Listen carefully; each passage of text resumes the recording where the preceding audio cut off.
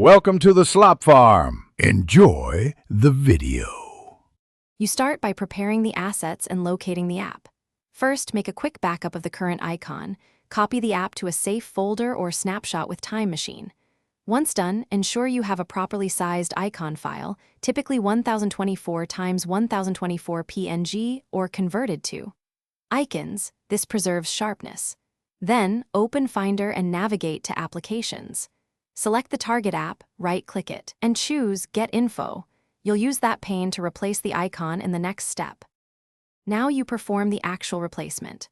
Open the new icon in Preview, use Edit Select All and then copy so the image is in the clipboard.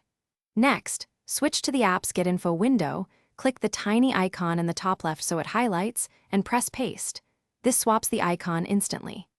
If Mac OS blocks the paste, make sure the app isn't running, then adjust permissions in the Get Info pane or escalate with Terminal using sudo to change ownership. This step lets you override protected apps. Finish by refreshing the dock so the new icon appears. Quit any running instance of the app, then open Terminal and run Kill All Dock. This restarts the dock and usually forces the new icon to show. If the old icon still persists, clear the icon cache by deleting ~library/caches/com. Apple. Dock.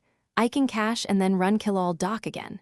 Make sure to verify file format and permission settings before retrying if you still hit errors. A full reboot resolves leftover cache.